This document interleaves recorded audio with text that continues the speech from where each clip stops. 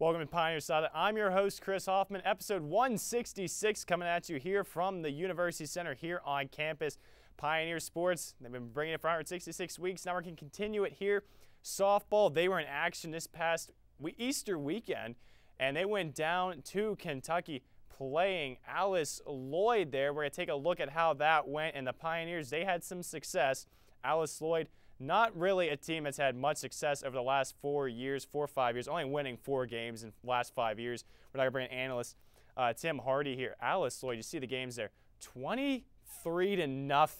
That game gets called after 5 innings, and then they win game 2, 8-5.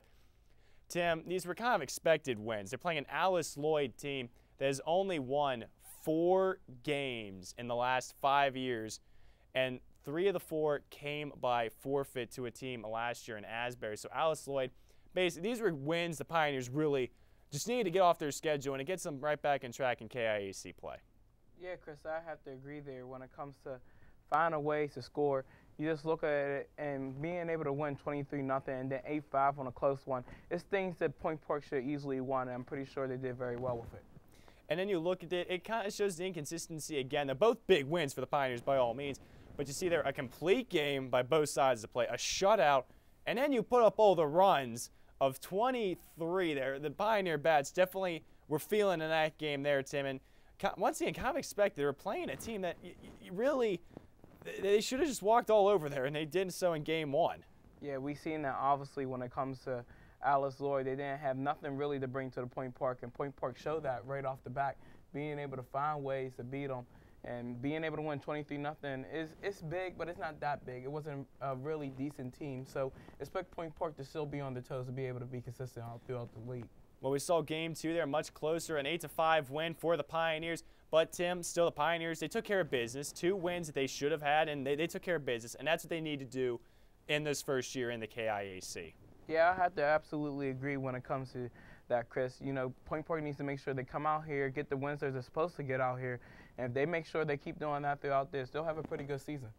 Now, the Pioneers had a few more games over that weekend. They went down and versed Berea down in Kentucky. There, we're going to take a look and see how the Pioneers did there, as they would win game 1 there by a score of 10-4. You see there Olivia Source going 4 for 5, 3 runs and RBI. Ashley Moran 3 for 4, a run, 3 RBIs. And then Zelenka's really stepped into a big role this year for the Pioneers.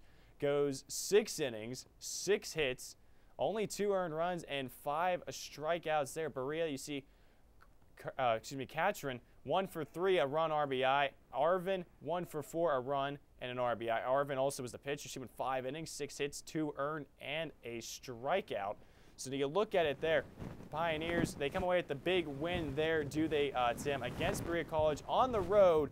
And that's what the Pioneers need to keep doing, is winning on the road. That's a win streak of 3 straight down there in Kentucky. That's big for them to keep themselves in a very competitive KIAC conference. Yeah, Chris, I would have to absolutely say that when it comes to Point Park being able to beat Berea College down there, they was able to get good hitting. And the really biggest thing was probably the pitching as well. They was able to stop some hits, only 6 hits allowed there. So imagine just being able to get real consistent batting things and being able to get their scores on the board. Now they played another game against Berea there in game 2. Let's take you to that score there. The Pioneers did not fare as well in the second matchup against Berea. They would fall in that one. The Pioneers would come away defeated to the Berea College Mountaineers by a score of, there we have it there now, 4-1. As the Pioneers, you see some not really one of their best days. You see there Gabby Voigt go 2 for 3, Geary go 1 for 2, a run and RBI. Harley goes 5 innings, 7 hits, 4 runs, 5 strikeouts. But she was just outdone, basically, by Surgeon, who went 7 innings, 4 hits, only 1 earned run, and 4 strikeouts. That one, it goes back to the hitting, Tim. We've seen it, the roller coaster ride with this Pioneer softball team. Pitching and hitting, when it is there, it's there, but just the inconsistencies. 4 runs in softball isn't really giving up a lot, but if you're only going to put 1 on the board, you're not really helping your pitching staff out too much. Yeah, not at all, Chris. I'll have to say that absolutely. When it comes to Point Park being able to only score 1 run and your pitching only allow 4, it kind of shows the inconsistent when it comes on to the hitting end. If they could have found ways to put more on score on the board, who knows what would have happened.